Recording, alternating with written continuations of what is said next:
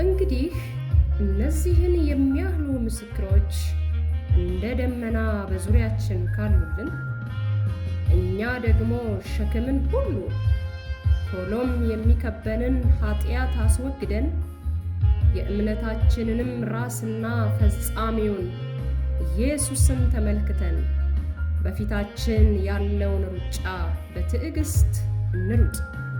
እርሱ ነውርን ንቆ በፊቱም ስላለው ደስታ በመስቀል ታግሶ በእግዚአብሔር ዙፋን ቀኝ ተቀምጧልና።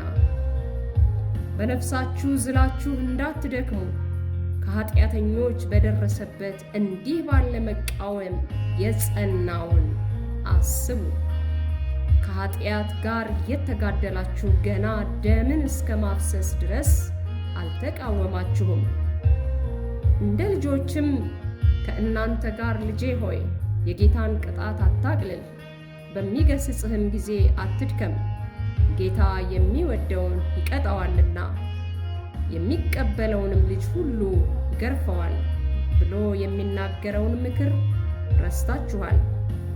ለመቀጣት ታገሱ፣ እግዚአብሔር እንደ ልጆች ያደርግላችኋልና። አባቱ የማይቀጣው ልጅ ማን ነው? ነገር ግን ሁሉ የቅጣት ተካፋይ ሆነዋልና። ያለ ቅጣት ብትኖሩ ዲቃላዎች እንጂ ልጆች አይደላችሁም።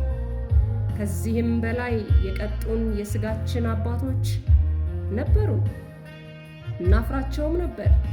እንዴትስ ይልቅ ለመናፍስት አባት አብልጠን ልንገዛና በሕይወት ልንኖር በተገባን። እነርሱ መልካም ሆኖ እንደታያቸው ለጥቂት ቀን ይቀጡን ነበርና፣ እርሱ ግን ከቅድስናው እንድንካፈል ለጥቅማችን ይቀጣናል። ቅጣት ሁሉ ለጊዜው የሚያሳዝን እንጂ ደስ የሚያሰኝ አይመስልም። ዳሩ ግን በኋላ ለለመዱት የሰላምን ፍሬ እርሱም ጽድቅን ያፈራላቸዋል። ስለዚህ የላሉትን እጆች የሰለሉትንም ጉልበቶች አቅኑ፣ ያነከሰውም እንዲፈወስ እንጂ እንዳይናጋ ለእግራችሁ ቅን መንገድን አድርጉ። ክብር ለእግዚአብሔር ይሁን።